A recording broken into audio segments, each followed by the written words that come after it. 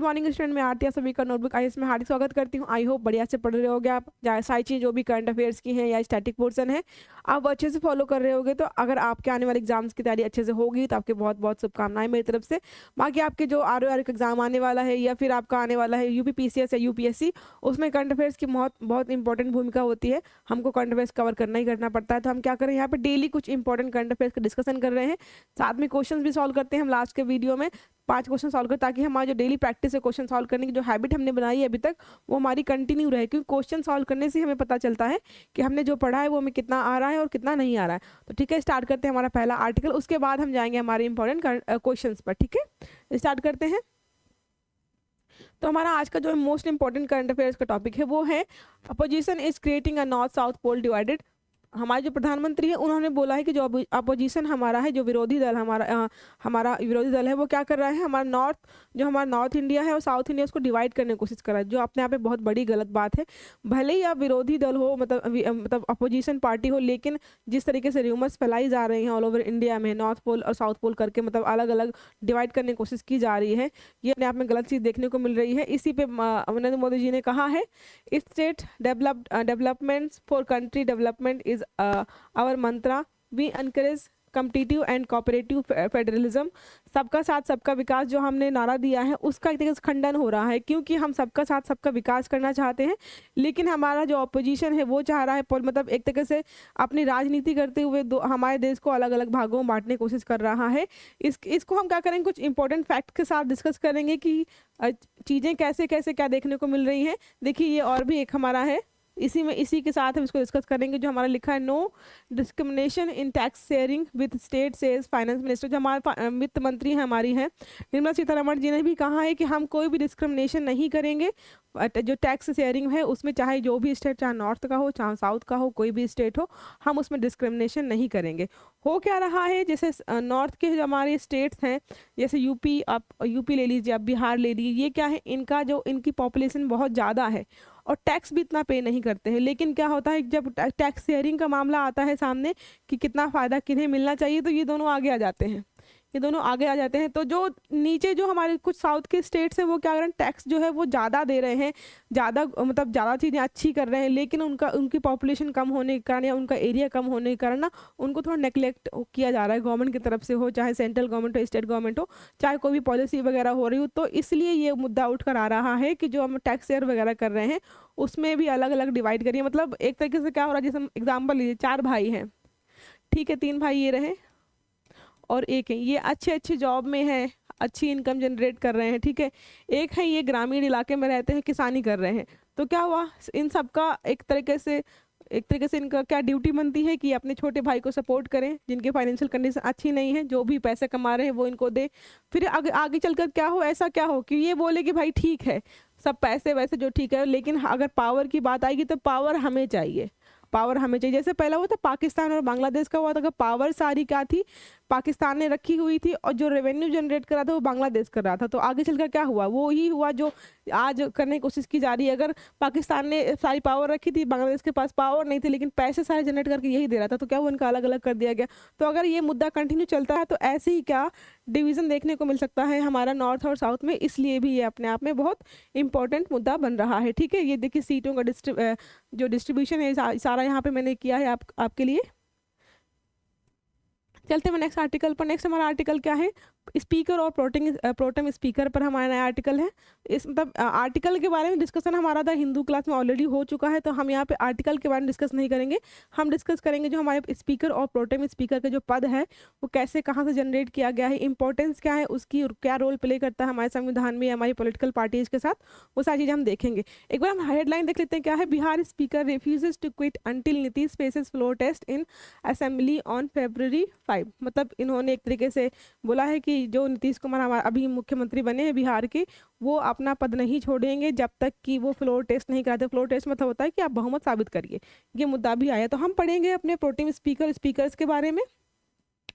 तो इसमें क्या लिखा हुआ है, जब पिछली लोकसभा अध्यक्ष का नवनिर्वाचित लोकसभा की पहली बैठक से पहले ठीक पहले अपना कार्यकाल खाली कर देता है तो राष्ट्रपति लोकसभा के एक सदस्य को प्रोटेम स्पीकर नियुक्त करता है। होता क्या है, जैसे कोई नई पार्टी आती है, जैसे अभी बिहार में चुनाव तो नहीं हुए, सॉरी, बट नियुक्ति हुई है जैसे, तो जो नए लोकसभा में मेंबर्स आए हुए हैं तो जो पहले स्पीकर थे वहाँ पे तो वो पद खाली कर देते हैं। लेकिन जब तक नए स्पीकर का चयन या नियुक्ति नहीं होती है तब तक के उन सदस्यों में से एक वरिष्ठ सदस्य को वहाँ पे प्रोटेम स्पीकर नियुक्त किया जाता है कि तब तक अगर स्पीकर की नियुक्ति नहीं हो रही तब तक आप काम संभालिए। ये चीज़ें होती थी, ठीक है, जो ये हो भी रही हैं। फिर क्या लिखा हुआ है, आमतौर पर इसके लिए सबसे वरिष्ठ सदस्य को चुना जाता है। मैंने बताया आपको, सबसे वरिष्ठ सदस्य को चुनते हैं। प्रोटेम स्पीकर को राष्ट्रपति स्वयं शपथ दिलाते हैं। इनको शपथ भी दिलाई जाती है। राष्ट्रपति अगर आपसे पूछता है कि स्पीकर हो या प्रोटेम स्पीकर हो, इनको शपथ कौन दिलाता है, तो राष्ट्रपति दिलाते हैं। और स्पीकर और प्रोटेम स्पीकर अगर अपने पद से त्याग करना चाहे तो एक दूसरे को अपना इस्तीफा देते हैं, ठीक है। नवनिर्वाचित लोकसभा की पहली बैठक की अध्यक्षता करता है। जब नवनिर्वाचित लोकसभा होती है उसकी पहली बैठक की अध्यक्षता भी करता है और उसके पास अध्यक्ष की सभी शक्तियां होती हैं। देखिए अभी स्पीकर आए नहीं है तो क्या होता है, pro tem speaker as a speaker ही काम करते हैं, अध्यक्षता करते हैं जो भी वहाँ पे बैठक वगैरह होती है, ठीक है। फिर क्या हुआ, मुख्य जिम्मेदारी नए सदस्यों को शपथ दिलाना होता है। शपथ भी नए सदस्यों को वही दिलाते हैं। सदन को नए अध्यक्ष का चुनाव करने में सक्षम बनाते हैं। फिर क्या होता है, जो सदन हमारा है वहाँ पे उन सबको एक सक्षम बनाते हैं कि आप अपना स्पीकर चुनिए, ठीक है। सिर्फ जब सदन द्वारा नए अध्यक्ष का चुनाव किया जाता है तो प्रोटेम स्पीकर का पद समाप्त हो जाता है, ये कहा गया है, ठीक है। तो ये क्या है, लोकसभा में ही हमारा होता है एक स्पीकर और एक विधानसभा से प्रोटेम स्पीकर भी चुना जाता है, सॉरी डिप्टी स्पीकर चुना जाता है। ये आपको मैं बताऊंगी आगे चलकर, ठीक है। अगर आपसे बात करें कि जो स्पीकर या प्रोटेम स्पीकर का पद है ये कब से आया है, हमारे यहाँ कब से स्टार्ट हुआ है, तो 1921 में पहली बार ये आया था, ठीक है। इसकी स्टार्टिंग कहाँ से हुई थी, तो जो हमारा मॉन्टेग्यू चेम्सफोर्ड सुधार आया था 1919 में, 1919 को जो मॉन्टेग्यू चेम्सफोर्ड सुधार था, या गवर्नमेंट ऑफ इंडिया एक्ट मान सकते हैं उसको, जो 1919 का आया था, उसमें बोला गया था कि एक स्पीकर होगा और एक डिप्टी स्पीकर होगा। अगर आपसे बात करता है आर्टिकल की कि संविधान में किस आर्टिकल में स्पीकर या डिप्टी स्पीकर के बारे में बात कही गई है, तो आर्टिकल 93 याद रखिएगा आप, ठीक है। आर्टिकल 93 हमारा बताता है कि स्पीकर और हमारे डिप्टी स्पीकर्स होंगे, ठीक है। अगर बात करें जैसे स्पीकर वगैरह का काम क्या होता है कि अगर कोई बिल पास हुआ है, बस आपका मनी बिल नहीं होना चाहिए, बिल वगैरह पास होता है जब, और उसमें कोई फाइनल डिसीजन नहीं आ पाता है तो स्पीकर हमारे ज्वाइंट सेशन लेते हैं। स्पीकर क्या करते हैं, ज्वाइंट सेशन होता है उसकी अध्यक्षता करते हैं। वो आर्टिकल कौन सा होगा, अगर आपसे पूछता है कि स्पीकर जिस आर्टिकल के तहत ज्वाइंट सेशन लेते हैं तो 108 नंबर होता है, उसमें क्या होता है, वो फाइनल डिसीजन देते हैं। हुआ मुद्दा ये, जैसे पहले क्या हुआ कि अगर पहले ये था कि जो भी दल वहाँ पे सत्ता में होगा स्पीकर उसी पार्टी से आएंगे, तो हो क्या रहा था कि उसके बाद हमारा एक दल बदल कानून आया था 52वें संविधान संशोधन के तहत, आपको याद होगा वो। तो उसमें हुआ क्या, जब ये संविधान संशोधन आया तो जो भी स्पीकर था वो एक तरीके से जो भी रूलिंग पार्टी होती थी वहां से आते थे। तो ज़्यादातर पार्टी से जब सभा से बाहर करने का मामला होता था तो ज़्यादातर विपक्षी दल को बाहर कर देते थे। तो इसके बाद क्या, सुप्रीम कोर्ट ने एक जजमेंट सुनाया कि जो स्पीकर हैं उनका जो भी फैसला होगा वो मतलब जो भी फैसला होगा उसकी जो मतलब न्यायिक समीक्षा वगैरह होती है वो क्या होगा, वो सुप्रीम कोर्ट कर सकता है। थोड़ा सा कंट्रोल करने के लिए जुडिशियल रिव्यू जैसा शब्द लाया गया कि अगर कोई भी स्पीकर आप किसी को भी अगर मतलब लोकसभा या राज्यसभा की बैठक से तो मैंने आपको क्या बताया कि आर्टिकल 108 के तहत सुप्रीम कोर्ट स्पीकर जो होंगे हमारे ज्वाइंट सेशन लेंगे ताकि अगर कोई मुद्दा फंस रहा है, बस वो धन विधेयक या मतलब धन विधेयक मनी बिल का मामला नहीं होना चाहिए, उसके अलावा किसी बिल का मामला फंसता है जिसमें क्या होता है फाइनल डिसीजन नहीं आ पा रहा होता है, उसमें स्पीकर जो होते हैं अध्यक्षता करते हैं आर्टिकल 108 के तहत।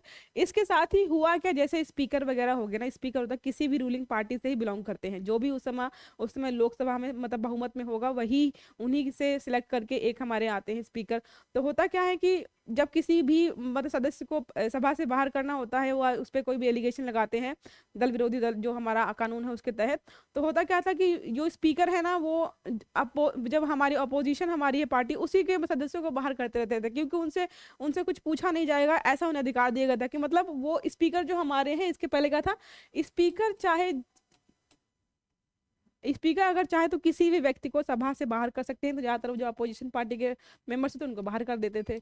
इससे हो क्या था, बहुत समस्या उत्पन्न होती थी। फिर सुप्रीम कोर्ट ने क्या किया, सुप्रीम कोर्ट ने कहा कि देखिए भाई, अब ऐसा होगा कि अगर आप किसी भी व्यक्ति को या किसी भी सदस्य को सभा से बाहर करेंगे तो हम उसका जुडिशियल रिव्यू करेंगे कि आपने किस एलिगेशन के तहत या किस इल्जाम के तहत उनको सभा से बाहर किया है। तो इससे क्या, थोड़ा कंट्रोल करने की कोशिश की गई, क्योंकि जो चीजें हो रही थी वो थोड़ा सा दूसरे डायरेक्शन में जा रही थी।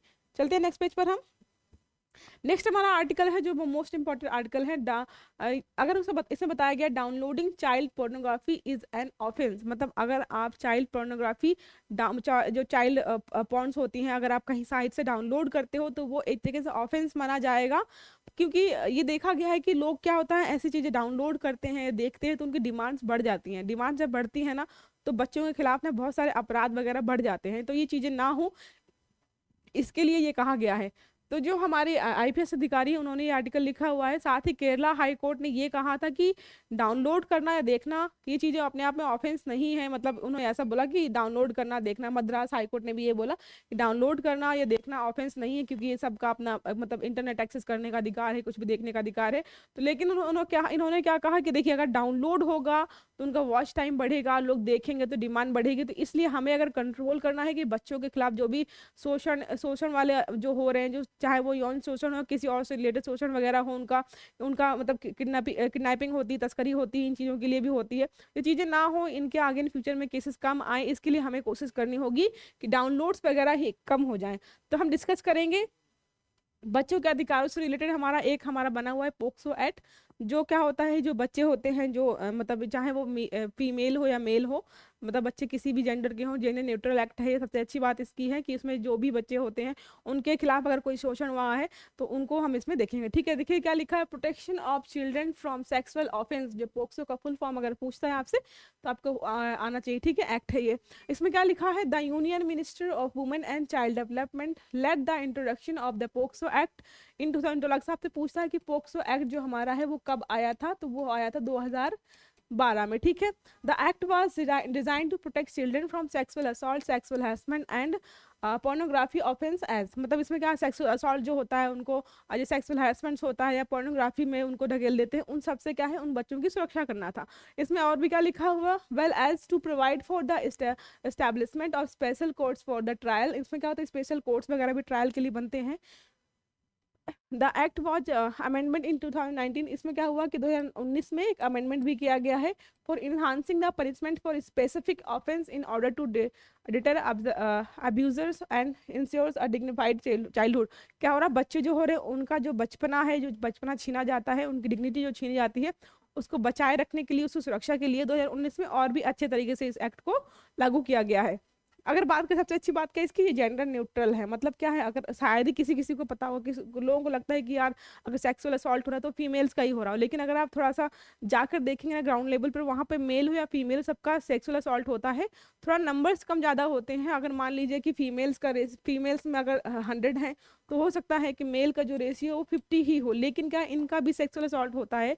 तो जेंडर न्यूट्रल लॉ हमारा है, the POCSO act established as a gender neutral for the legal framework available to child sexual abuse victims by defining a child as any person। मतलब इनमें कहा गया कि any person मतलब क्या है, चाहे वो लड़की हो या लड़का हो, सबको इसमें डाला गया। Under the age of 18 sorry, अगर 18 साल से कम उम्र का कोई भी व्यक्ति है, चाहे वो मेल हो चाहे फीमेल हो, उसको इसके अंदर कवर किया गया है। तो अगर आपसे पूछता है कि पोक्सो एक्ट में जो बच्चों की एज है वो मिनिमम कितनी है, तो 18 वर्ष है। ठीक है, 18 वर्ष से कम के जो बच्चे होते हैं, चाहे मेल हो चाहे फीमेल हो, उन सबको यहाँ पे रखा गया है। Not reporting abuse is an offence. देखिए इसमें सबसे अच्छी बात ये भी कहा गई कि अगर आपने रिपोर्ट नहीं किया ऑफेंस, मतलब आपको पता था कि किसी के साथ गलत हुआ है। देखिए बच्चा है, कि कोई बच्चा है या बच्ची है, उसको नहीं पता है कि उसका जो हो रहा है वो गलत हो रहा है या नहीं हो रहा है, उसके तो चलो छोड़, लेकिन आप फैमिली मेम्बर हैं, माँ है, पिता है या कोई और रिलेटिव है, आपको पता है कि उसके साथ गलत हुआ है और अगर आपने उसे रिपोर्ट नहीं किया तो इसको भी एक तरीके से ऑफेंस माना जाएगा। इसमें लिखा क्या है, एनी पर्सन एक्सेप्ट चिल्ड्रन। देखिए बच्चे को छोड़कर, क्योंकि बच्चे को नहीं पता है ना, या फिर हो सकता है कि वो इतना डर जाए, घबरा जाए, वो ना बता पाए। In charge of institution who fails report the commission of sexual offence relating to a subordinate is liable to be a punished. अगर आप नहीं बताते हो, आपको पता है, तो आपको भी पनिशमेंट मिल सकती है। नेक्स्ट हमारे इसमें क्या, no time limit for reporting abuse. इसमें लिखा है कि no time limit for reporting abuse, मतलब अगर हो सकता है कि किसी बच्चे के साथ जो काम किया गया है गलत तरीके का, वो 4 साल पहले किया गया हो, 5 साल पहले किया होगा, और अगर उन्होंने रिपोर्ट नहीं लिखाई है तो वो आप कभी भी रिपोर्ट लिखा सकते हो, क्योंकि इसमें कोई टाइम लिमिट नहीं दी गई। ठीक है, चलते नेक्स्ट पेज पर हमारे। इसमें क्या लिखा है, maintaining confidentiality of the victims identity. होता क्या है कि बहुत सारे लोग ऐसे होते हैं जो मतलब बहुत अच्छी फैमिली से बिलोंग करते हैं, और फैमिली में कोई ऐसी चीज़ आती है तो उनको थोड़ा शर्म आती है या शर्मिंदगी महसूस होती है, या फिर डर होता है कि जो हमारी हमारी जो प्रतिष्ठा है, सम्मान है, वो कम हो जाएगा अगर ये चीज़ें बाहर आई। तो उनकी मतलब आइडेंटिटी है जो उनकी, वो भी हाइड रखी जाती है, वो भी सीक्रेट रखी जाती है, ताकि उनकी जो पहचान है उसको भी छुपा कर रखा जाए। ठीक है, नेक्स्ट इसमें लिखा गया है new obligations under the POCSO rules. जो पोक्सो रूल्स के अंदर क्या हुआ, कुछ नए नए ऑब्लिगेशंस भी ऐड किए गए हैं।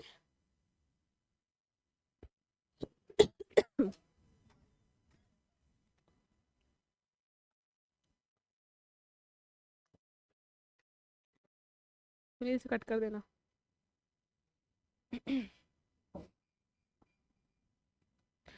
कुछ नए नए रूल्स भी इसमें ऐड किए गए, उनको देखें हम क्या है। एनी इंस्टीट्यूशन हाउसिंग चिल्ड्रन और coming in regular contact is required to conduct a periodic police verification and background check of every employee. क्या हो रहा है, अगर कोई बच्चा है, मतलब कोई ऐसी जगह है जहाँ पे बहुत सारे बच्चे रहते हैं, तो वहाँ पे जो भी एम्प्लॉय वगैरह रख रहे हो, जो भी चीज़ें हो रही हैं वहाँ पे आपको एक बार वेरिफिकेशन करना होगा लोगों का, वहाँ पे एम्प्लॉयज़ का। नेक्स्ट क्या है, such an institution must impart regular training to sensitive its employees on child safety and protection. क्या हो रहा है इसमें कि अपने आप जो भी आप बच्चे वगैरह हैं उनकी भी ट्रेनिंग कीजिए, जो एम्प्लॉयज़ वगैरह हैं उनकी भी ट्रेनिंग कीजिए कि बच्चे कितने सेंसिटिव होते हैं, उन सब की चीज़ों के बारे में। ठीक है, नेक्स्ट लिखा है the institution has to adopt a child protection policy based on the principle of zero tolerance for violation against children. जो भी इंस्टीट्यूशन ऐसे हैं उनको क्या करना चाहिए, एक ऐसी पॉलिसी अडॉप्ट करनी चाहिए जिसमें अगर किसी बच्चे के साथ कोई छेड़खानी होती है, उसका शोषण किया था, तो उसके खिलाफ वो जीरो टॉलरेंस करेंगे, सीधी उनके खिलाफ क्या होगा, एफआईआर दर्ज की जाएगी। ठीक है, कुछ चीज़ें देखिए मैंने यहाँ पे ऐड की हैं, जो पहले चीज़ें चल रही थी उनको थोड़ा चेंज किया गया है। जो सजा वगैरह दी जानी थी अगर कोई मतलब कोई भी क्रिमिनल है, उसमें थोड़ा सा चेंज किया गया। देखिए अगर रेप का मामला है, अगर, तो पहले क्या था, मिनिमम 7 साल की सजा होती थी, अब कितनी हो गई है, 10 साल की हो गई। ठीक है, लाइफ इम्प्रिजमेंट था पहले, अभी भी वो है, लेकिन क्या सजा में थोड़ा सा चेंज किया गया है। रेप ऑन गर्ल्स बिलो 16, अगर 16 साल से कम उम्र की किसी लड़की का रेप होता है तो पहले 10 साल की सजा, लाइफ टाइम इम्प्रिजमेंट था, फिर क्या किया गया है, 20 साल की सजा और लाइफ टाइम इम्प्रिजमेंट किया गया है। ठीक है, नेक्स्ट अगर देखा है rape on girls below 12 years, अगर 12 साल से बच्ची छोटी कोई बच्ची है उसका रेप होता है तो क्या है, नथिंग। ये था क्या, पहले ये बिल्कुल सेम रखा गया था, एज इट इज था, लेकिन इसमें क्या किया गया है, ये भी इसमें सेम ही रखा गया है। ठीक है, नेक्स्ट अगर देखा जाए तो person committing an offence of rape and inflicting injury which cause death और cause the woman to be a persistent vegetation. मतलब क्या किया कि ऐसा अगर ऐसा कोई ऑफेंस किया जाता है जिसके जिसके कारण क्या, जैसे इसमें रेप हुआ, ठीक है, मान ली सजा होगी विक्टिम को, उसको जो भी दोषी है, लेकिन क्या लड़की की डेथ नहीं हुई है, लेकिन अगर डेथ हो जाती है जिसकी भी जो भी बालिका का रेप हुआ है तो क्या होगा, मिनिमम जो है 20 साल की सजा, लाइफ इम्प्रिजमेंट होगा या फिर डेथ सेंटेंस आपको मिलेगा। तो इसमें क्या किया, ये इसमें चेंज नहीं किया गया है। अगर किसी का भी गैंग रेप होता है उसके मामले में क्या लिखा है यहाँ पे, मिनिमम 20 साल की सजा, लाइफ इम्प्रिजमेंट होगी। अगर बिलो 16 ईयर्स है, अगर 16 साल से किसी कम जो लड़की, छोटी एज की लड़की का गैंग रेप हुआ है तो लाइफ इम्प्रिजमेंट होगी। अगर 12 साल से कम है तो लाइफ इम्प्रिजमेंट या डेथ भी हो सकती है आपकी। ठीक, मतलब डेथ है, फांसी वगैरह दी जा सकती है। रिपीट ऑफेंडर्स हैं, अगर किसी ने पहले भी वो चीज़ की है और दोबारा भी वही चीज़ कर दी, मतलब कि पहले उनको रेप में या सेक्सुअल असॉल्ट में सजा मिल चुकी है, उन्होंने फिर दोबारा वही कांड कर दिया, तो उसमें लाइफ टाइम इम्प्रिजमेंट दी गई है या डेथ दी गई है, यहाँ पे भी कोई भी चेंज नहीं किए गए। ठीक है, चलते हैं नेक्स्ट पेज पर। अगर देखिए आपसे पूछता ना कि फीचर्स वगैरह क्या है पोक्सो एक्ट के, तो आप एक बार ये चार्ट देख लीजिएगा, ये आपके बहुत काम आने वाला है। इसमें सारी चीज़ें ऐड कर दी, जैसे देखिए लिखा हुआ है कॉन्फिडेंशियलिटी होगी, आइडेंटिटी होगी जो भी हाइड करके रखनी है, पीरियोडिक पुलिस वेरिफिकेशन वगैरह हो गया, right to life and survival of the child हो गया, जेंडर न्यूट्रल है ये, it is an offence to not report an abuse हो गया, no time limit for reporting abuse लिखा हुआ है इसमें, और क्या है, right to compensation for victim चाहे तो राइट टू कंपनसेशन के तहत कुछ भी डिमांड कर सकते हैं, कितने भी रुपए डिमांड कर सकते हैं। इसमें देखिए थोड़ा सा मैंने एक पॉइंट और भी ऐड किया है, लेटेस्ट है ये, क्या लिखा है, बाल दुर्व्यवहार रोकथाम और जांच इकाई जो है, ये बहुत सारे ऐसे अलग अलग तरीके से क्या किए गए हैं, नए नए योजनाएं चालू की गई हैं बच्चों से रिलेटेड, ताकि उनका थोड़ा सा डेवलपमेंट हो सके, उनको शोषण से बचाया जा सके। तो पहला क्या, दुर्व्यवहार रोकथाम और जांच इकाई स्टैब्लिश की गई है। फिर क्या है, बेटी बचाओ बेटी पढ़ाओ किशोर न्याय एक स्टैब्लिश किया गया है, बच्चों के देखभाल और संरक्षण से रिलेटेड है। 2015 बाल विवाह निषेध अधिनियम है, ये नेक्स्ट हमारा होगा, ठीक है। 2006 का था ये, बाल श्रम निषेध एवं विनियमन अधिनियम 2016 का है ये। विशेष फास्ट ट्रैक अदालतों के तहत पोक्सो अदालतें भी स्टैब्लिश की गई हैं। पोक्सो अदालतें ऐसी होती है जहाँ पे सिर्फ क्या होगा, जो बच्चों से रिलेटेड जो केसेस होंगे वो सारे वहाँ पे, चाहे विक्टिम हो चाहे भी जो भी हो, वो सारी चीज़ें वहाँ पे सुनी जाएंगी, ठीक है। इंटरनेशनल लेवल पे बहुत सारी चीज़ें की गई हैं ताकि जो भी चीज़ें हो रही हैं उनको कंट्रोल किया जा सके। जेनेवा डिक्लेरेशन हो गया of the right of the child 1924 में किया गया था। फिर क्या है, declaration the right of the child होगा 1959 में किया गया है। नेक्स्ट इसमें क्या लिखा है, international covenant of economic social and cultural rights दिए गए हैं 1966 में।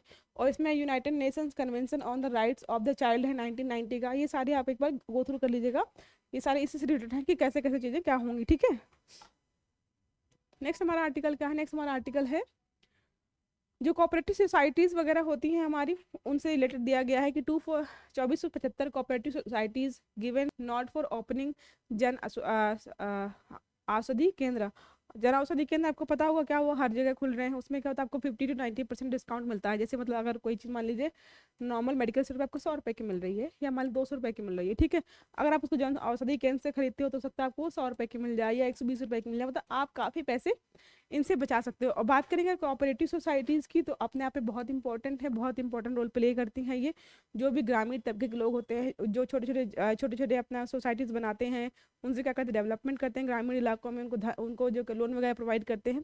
और हमें क्या, हमारा अगर हमारे कॉन्स्टिट्यूशन की बात करें तो हमारे संविधान में भी राइट्स दिए गए हैं लोगों को कि आप एक तरीके से कोऑपरेटिव सोसाइटीज़ वगैरह फॉर्म कर सकते हो, बना सकते हो। इसका हम देखते हैं क्या लिखा हुआ, it has been set up to provide generic drugs at lesser prices that are equivalent in quality and efficiency to expensive branded drugs। इसमें क्या किया गया है, जेनेरिक दवाइयाँ प्रोवाइड की जाएंगी आपको, बिल्कुल ऐसी ही होंगी जो आप महंगी महंगी ब्रांडेड दवाइयाँ खरीदते हैं, बिल्कुल वैसी इफेक्टिव होंगी, एफिशिएंसी भी वैसी ही होगी उनकी। बस क्या है, थोड़ा सा प्राइस कम होगा ताकि जो गरीब लोग हैं, जो महंगी दवाइयाँ नहीं अफोर्ड कर सकते, वो यहाँ पे अफोर्ड कर पाए, ठीक है। बीपीपी है, इसमें बीपीपीआई है, bureau of pharma public sector जो है, अंडरटेकिंग ऑफ इंडिया जो has been established under the department of pharmaceuticals for coordinating the procurement supply and marketing of generic drugs through the Pradhan Mantri Bharatiya जनऔषधि परियोजना केंद्र। इसके तहत उन्होंने इसको हैंडओवर कर दिया है, ठीक है। ऑब्जेक्टिव्स क्या है, क्यों स्टार्ट किया गया है ये, आप सोच सकते हो ना कि भाई इतने सारे मेडिकल स्टोर्स हैं, इतने ज़्यादा हमारे गवर्नमेंट हॉस्पिटल्स वगैरह हैं, जो गवर्नमेंट हॉस्पिटल्स में आपको दवाइयाँ मिलती हैं इतने कम प्राइस पे, फ्री में मिल जाती हैं, तो आपने जन औषधि केंद्र क्यों स्टार्ट किया है। तो इसमें देखिए लिखा क्या हुआ, to provide quality medicines at affordable prices for all particular the poor so as to reduce out of pocket expenses in healthcare। जो आउट ऑफ पॉकेट एक्सपेंसेस होते हैं ना हेल्थ केयर में, अगर आप कहीं भी देखिएगा ना, कोई मिडिल क्लास फैमिली है या लोअर क्लास फैमिली है, उसमें अगर कोई व्यक्ति बीमार हो जाए ना, कोई उसको सीरियस कंडीशन, कोई सीरियस बीमारी हो जाए, तो उनका पूरा परिवार बर्बाद हो जाता है इस चक्कर से कि पैसे इतने ज़्यादा लग जाते हैं ना, कि वो दवाइयाँ इतनी महंगी होती हैं, एक एक दिन का 5-5-10 हज़ार दवाइयों को लगता है। उससे क्या होता है, उनकी बिल्कुल हालत ख़राब हो जाती है। हो सकता है कि वो फैमिली बहुत अच्छे से रह खा रही हो पहले से, उनके पास रहने खाने की सारी सुविधाएं अवेलेबल हो, लेकिन बीमार होने के बाद ना लोग सड़क पे आ जाते हैं, मतलब कि एकदम गरीबी की हालत में आ जाते हैं। तो ऐसी चीज़ें ना हो इन फ्यूचर, तो उसको ध्यान में रखकर ही स्टार्ट किया गया, ठीक है। All therapeutic medicine are made available from Jan Aushadhi store. क्या हो गया है कि जितने भी अच्छी अच्छी आयुर्वेदिक दवाएं हैं, जो भी अलग अलग मतलब दवाइयां हैं जो इफेक्टिव होती हैं, वो सभी अवेलेबल होंगी यहाँ से। Financial support is provided by the government to light NGO trust agencies individual established. क्या हो रहा है, फाइनेंशियल सपोर्ट दिया जा रहा है गवर्नमेंट की तरफ से, जो भी एनजीओज वगैरह हैं, जो भी एनजीओज हैं, ट्रस्ट हैं, एजेंसीज हैं, इंडिविजुअल्स जो भी अगर इस्टेब्लिश करना चाहें इनको, तो वो गवर्नमेंट की तरफ से फंड लेकर के आप ओपन कर सकते हो, ठीक है। One time financial assessment up to 0.5 lakh. मतलब अगर आप स्टार्ट करते हो तो गवर्नमेंट आपको 2.5 लाख रुपए तक की हेल्प करेगी एक बार। जैसे कोई व्यक्ति है जिसके पास डिग्री वगैरह है, वो मेडिकल स्टोर खोलना चाह रहे हैं, लेकिन मेडिकल स्टोर में बहुत ज़्यादा पैसा लगता है क्योंकि दवाइयाँ वगैरह सारी आने मतलब लाने के लिए आपको पैसा बहुत चाहिए। तो क्या होगी, अगर आप जन औषधि केंद्र खोलना चाहते हो तो गवर्नमेंट आपको हेल्प करेगी, आपको 2.5 लाख तक का फंड प्रोवाइड करेगी, फिर आप स्टार्ट कर सकते हो। बस एक बार ही प्रोवाइड करेगी, उसके बाद आपको खुद सारा मैनेज करना पड़ेगा। ठीक है, नेक्स्ट हमारा क्या आर्टिकल है? नेक्स्ट हमारा आर्टिकल है Wayanad wildlife sanctuary offers a safe haven for vultures. Vultures जो है उनके बारे में दिया गया है, एक तरह से गिद्ध है ये, जो अपने आप में चर्चा में बने हुए हैं क्योंकि इनकी जनसंख्या वगैरह बहुत कम हो गई है, इसलिए ये चर्चा में बना हुआ है। अगर आपसे पूछता है कि जो वल्चर है ये वो कहाँ पे मिलता है, तो वायनाड वाइल्ड लाइफ सेंचुरी जो केरला में है वहाँ पे आपको देखने को मिल जाएगा। इसके बारे में न्यूज़ में क्या लिखा हुआ है, एज पर the data from the first tri state synchronized vulture survey that was released recently, a total 320 individual vultures were counted in 7 protected areas. मतलब 7 प्रोटेक्टेड एरियाज हैं टोटल इनके लिए। अगर आपसे पूछता कि कितने प्रोटेक्टेड टोटल कितने एरियाज में इनको प्रोटेक्शन दिया गया, तो 7 एरियाज में है। और संख्या के देखिए कितने, मात्र 320 वगैरह है। गिद्ध वगैरह जो होते थे ना पहले, इनकी संख्या बहुत ज़्यादा होती थी। मतलब देखा होगा आपने, अगर आप कोई मतलब बहुत आपके फैमिली में मेंबर्स कोई पुराने हैं तो उनसे पूछिएगा अपने मम्मी पापा दादा दादी से कि पहले गिद्ध वगैरह कितने होते थे। लेकिन हुआ क्या, इसके बाद जो जानवर वगैरह होते हैं ना उनको सिरिंज वगैरह लगाते हैं, दवा ऐसे देते हैं, सिरिंज लगाते हैं दूध वगैरह निकालने के लिए ज़्यादा, या फिर उनको ऐसे ट्रीटमेंट दिए जाते हैं। तो जब जानवर मर जाता है लोग उनको खुले में छोड़ देते हैं, अभी भी छोड़ देते हैं, कई लोग छोड़ देते थे। तो गिद्ध वगैरह जिनको नोच कर खाते थे, तो उनमें एक ऐसा मेडिसिन होता था जिसकी वजह से क्या हो गया, गिद्ध वगैरह क्या मरने लगे, उनकी जनसंख्या इसी रीजन की वजह से कम हुई है। तो आप मुझे बताइए उस मेडिसिन का नाम क्या है, उस मेडिसिन का नाम क्या है जो सिरिंज वगैरह दिए जाते हैं जानवरों को, उनमें लगाया जाता था, जिसकी वजह से क्या हुआ, वो जो मतलब इन्फेक्टेड या कह सकते हैं उसमें दवाई मिली होती थी उनकी बॉडी में, जो भी जानवर मरता था मीट वगैरह में, उसको खा करके इनकी जनसंख्या कम हुई गिद्ध वगैरह की। बात करते हैं स्पेसिफिक गिद्ध के बारे में, तो it is an old world vulture in the family Accipitridae. मतलब क्या है, गिद्ध परिवार का सबसे पुराना है ये एक तरीके से। फिर क्या हुआ, it is one of the 2 largest old word vultures and 2 raptors. क्या एक बहुत पुराना है, दो मतलब सबसे ज़्यादा जो पुराने रैप्टर्स वगैरह होते थे या गिद्ध वगैरह होते, उनका एक पार्ट है ये, उनमें से एक माना जाता है इन्हें। These are monogamous and pair returns to the same resting and roosting sites for the year to year. क्या होता है कि अगर ये कहीं पे एक घोंसला बना दे, ठीक है, मान लीजिए केरला की कोई जगह है, यहाँ पे इन्होंने घोंसला बना दिया, तो क्या होगा, अगली बार जो इनको मतलब बच्चे पैदा करने होंगे, अंडे देने होंगे, नेस्टिंग करनी होगी, तो वो दोबारा भी वहीं पे आते हैं वापस। और पेयर जो पहले पेयर आता है वापस वही पेयर आता है, मतलब ये पेयर में रहते हैं हमेशा और वापस नेस्टिंग उसी जगह पर करते हैं। These are diurnal and mostly solitary species found along the Himalayas and the adjoining Tibetan region and also found the Central Asia mountain। तो यहाँ कहाँ कहाँ पे मिल जाएंगे आपको देखने को, हिमालय में मिल जाएंगे आपको, तिब्बत में मिल जाएंगे, तिब्बत के पठार में मिल जाएंगे आपको, और भी सेंट्रल एशियन माउंटेन्स में मिल जाएंगे आपको। ठीक है, अगर इनका बात करें स्टेटस क्या है, कंजर्वेशन स्टेटस क्या है इनका, ये आपसे कुछ पूछ सकता है, तो उसका क्या है, IUCN में क्या नियर थ्रेटन है। ठीक है, बात करेंगे अगर कहाँ पे मिलता है आपको, तो वायनाड वाइल्ड लाइफ सेंचुरी मिल जाएगा। It is located in Kerala and it is an integrated part of the Nilgiris biosphere reserve. तो अगर आपसे पूछता है कि वायनाड वाइल्ड लाइफ सेंचुरी जो है कहाँ पे है, तो ये केरला में है, जो कि नीलगिरी बायोस्फीयर रिजर्व का एक तरीके से पार्ट है। ठीक है, उससे जुड़ा हुआ। It is contiguous to the tiger reserve of the Nagarhole. ठीक है, क्या होता है, नागरहोल का भी पार्ट माना जा रहा है इसको, and Bandipur of Karnataka and Mudumalai of Tamil Nadu. The Kaveri river which is a tributary of the Kaveri river flows throughout the sanctuary. अगर आपसे पूछता है कि जो वायनाड वाइल्ड लाइफ सेंचुरी है वहाँ से कौन सी रिवर फ्लो करती है, तो आपसे लिखा है कावेरी रिवर। ठीक है, जो ट्रिब्यूटरी है किसकी, कावेरी रिवर की, यहाँ से बहती है, यहाँ से निकलती है। ठीक है, आपको याद रखना है। तो हमारे जो भी इंपॉर्टेंट आर्टिकल थे वो सारे डिस्कस कर लिए हैं हमने। अब हम चलते हैं अपने इंपॉर्टेंट क्वेश्चंस पर, जो भी इंपॉर्टेंट क्वेश्चंस हैं उनको डिस्कशन करेंगे। ठीक है, तो मेरी थोड़ी तबीयत मेरी ख़राब है, तो हो सकता है कि कुछ चीज़ें आपको समझ में नहीं आ रही होंगी मेरी बोलने पे, मेरी आवाज़ थोड़ी स्लो आ रही है। ठीक है, थोड़ा सा इस चीज़ को आप अंडरस्टैंड करिएगा। बाकी मैं आपको पढ़ा रही हूँ जो भी चीज़ें इंपॉर्टेंट हैं। तो हमारा पहला क्वेश्चन अगर बात करें, पहला क्वेश्चन क्या है, तो हाल ही में देश के पहले डिजिटल राष्ट्रीय संग्रहालय की आधारशिला कहाँ पर रखी गई, आपसे पूछ रहा है कि जो हमारा पहला है देश का डिजिटल राष्ट्रीय संग्रहालय, उसकी आधारशिला कहाँ पर रखी गई है? तो ऑप्शन हमारे हैं हैदराबाद, सूरत, अहमदाबाद और वडोदरा। आप आंसर मार्क करिए। हमारा सही आंसर क्या होगा? हमारा सही आंसर है हैदराबाद। हैदराबाद में भारत का पहला डिजिटल राष्ट्रीय संग्रहालय बनाया जा रहा है। तो हम देख लेते हैं कि संग्रहालय वगैरह कहाँ पर क्या क्या बनाया जा रहा है, उनका सारा डाटा मैंने यहाँ पर इकट्ठा किया है। बात करें तो क्या है, हैदराबाद के सलारगंज संग्रहालय में देश के पहले डिजिटल राष्ट्रीय संग्रहालय के मतलब इनकी आधारशिला रखी गई है। इसके बारे में और क्या लिखा? हमारे जो केंद्रीय संस्कृति मंत्री जी हैं किशन रेड्डी, उन्होंने इसकी नींव रखी है। भारतीय पुरातत्व सर्वेक्षण विभाग जो है इसकी मतलब स्थापना कर रहा है। अनेक भाषाओं में अलग अलग समय पर अवधि में 1 लाख से ज्यादा शिलालेख दिखाए जाएंगे। इसमें क्या किया जाएगा? डिजिटली आपको बहुत सारे शिलालेख वगैरह होते हैं। शिलालेख मतलब होता है कि कोई पत्थर वगैरह है, जैसे पत्थर वगैरह है, उसमें क्या है कि पुराने जमाने में कुछ लिखा गया है ऐसी, और राजाओं के बारे में कुछ इंपॉर्टेंट थॉट्स वगैरह लिखे गए हैं, उनको शिलालेख बोलते हैं। तो उसमें बोल रहा है कि आपको 1 लाख से ज्यादा शिलालेख एक जगह पर ही देखने को मिल जाएंगे, डिजिटली दिखाए जाएंगे, आपको प्रोजेक्शन के थ्रू दिखाई जाएंगे। ठीक है, अलग अलग भाषाओं में भी दिखाए जाएंगे आपको, ऐसा नहीं कि एक ही भाषा में दिखाया जाए।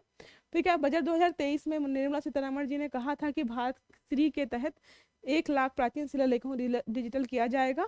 फिर क्या है, अगर आप बात करें कि कौन इनके संरक्षण करता है, हमारा क्या चीज़ें कैसे करती है, तो आर्कियोलॉजिकल सर्वे ऑफ इंडिया की स्थापना 1861 में हुई थी। संस्थापक कौन थे इसके? अलेक्जेंडर कनिंघम थे। ये बहुत पुराना है। ठीक है, तो आपको इसका याद रखना है। चलते हैं नेक्स्ट, हमारा जो इम्पोर्टेंट चीज़ें मैंने ऐड की है यहाँ पर। पहले ऑन साइट स्थल संग्रहालय बनेगा, कहाँ पर बनेगा? तमिलनाडु के थूथुकुडी जिले में आदिच नन्नूर में बनेगा। ठीक है, उत्तर प्रदेश के अयोध्या में बनेगा मंदिर संग्रहालय। विश्व का सबसे बड़ा म्यूजियम भारत में बनेगा नई दिल्ली में। नाम क्या होगा? युगे युगीन भारत राष्ट्रीय संग्रहालय। ठीक है, हड़प्पा संस्कृति का सबसे बड़ा संग्रहालय बन रहा है कहाँ? हरियाणा में राखीगढ़ी में बन रहा है। इसरो ने किस नाम से अपना पहला वर्चुअल स्पेस म्यूजियम लॉन्च किया है? तो स्पार्क नाम से किया है।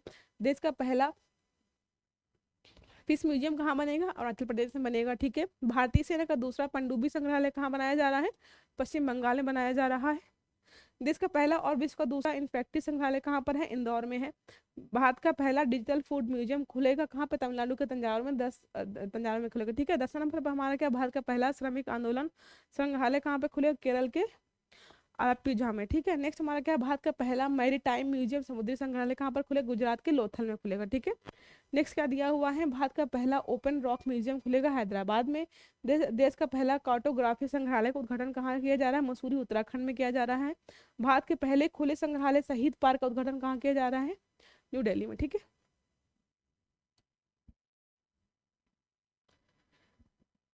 ये सारे फिर मैंने ऐड किए हैं, इनको आप एक के सारे गो थ्रू कर लीजिएगा। सारे जो हैं इंपॉर्टेंट मैंने पहले पेज पे पढ़ा दिए, उसके अलावा भी मैंने यहाँ पे सारे ऐड किए हैं। ठीक है, त्योहार वगैरह भी ऐड किए हैं, कहाँ से क्या बिलोंग करता है।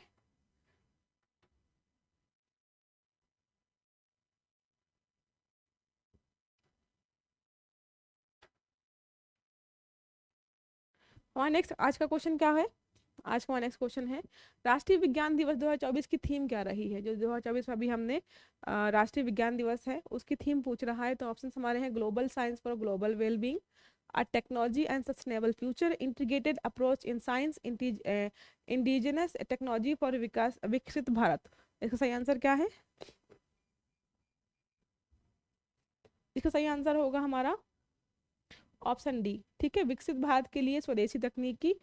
और इसकी अगर बात करें, हम इस दिन और कौन सी चीज सेलिब्रेट करते हैं, तो हमने 4 फरवरी को मनाया है वर्ल्ड कैंसर डे। और वर्ल्ड कैंसर डे की थीम मैंने आपसे एक पिछले सेशन में पूछा था, तो कुछ बच्चों ने बताया, कुछ ने नहीं बताया, तो मैं आपको बता देती हूँ कि जो वर्ल्ड कैंसर डे हमने 4 फरवरी को मनाया, अभी उसकी जो थीम रही है इस बार की वो है टुगेदर वी चैलेंज दोस्त।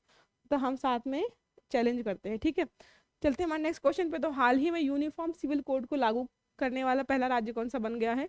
ये तो सबको पता ही होगा क्योंकि इतना चर्चा में बना है, एक तरह से यूनिक है, ये तो सबको पता होना चाहिए। ये आपसे क्वेश्चन जरूर पूछेगा, कोई मतलब क्वेश्चन पूछे ना पूछे, आपके आने वाले एग्जाम्स में जरूर पूछेगा आपसे। तो क्वेश्चन हमारा है, हाल ही में जो यूसीसी कोड है, यूसीसी कोड लागू करने वाला पहला राज्य कौन बना? आपसे ये क्यों पूछ रहा है पहला राज्य कब बना? अगर स्वतंत्रता के पहले बात करें, स्वतंत्रता के पहले से कहीं पर लागू है वो है गोवा। ठीक है, पुर्तगालियों के टाइम पर ही वहाँ पे लागू है। हमारा पहला स्टेट बन रहा है उत्तराखंड बन रहा है, जहाँ पर स्वतंत्रता के बाद हमारा यूसीसी लागू हो रहा है। ठीक, चलते हैं इसके डिटेल्स पे। बात करें हम उत्तराखंड की थोड़ी सी, तो क्या है, कैपिटल क्या है इसकी? देहरादून है। सीएम अभी कौन है? पुष्कर सिंह धामी है। गवर्नर कौन है? गुरमीत सिंह अभी है ये। यहाँ पे कौन कौन से डैम वगैरह है इनको देख लेते हैं। टहरी डैम है, भागीरथी नदी पर है, उत्तराखंड भारत का सबसे बड़ा सबसे ऊंचा डैम है ये।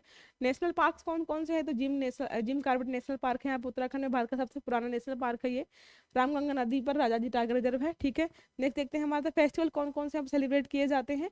तो फूलदेई त्योहार मनाते हैं, मक्खन महोत्सव मनाते हैं, अंडरी महोत्सव, हरेला त्योहार भी मनाते हैं यहाँ पे, हरेला उत्सव मनाते हैं। ये सारी चीजें कहाँ पे उत्तराखंड से बिलोंग करती हैं, ठीक है।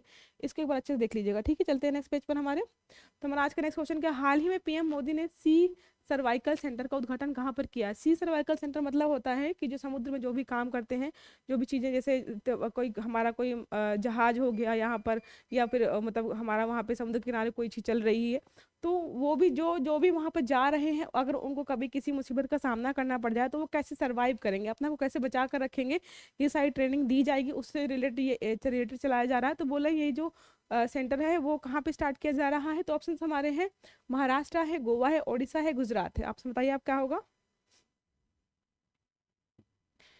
ये हमारा होगा गुजरात में, ठीक है। गुजरात में मनाया जाने वाला है ये।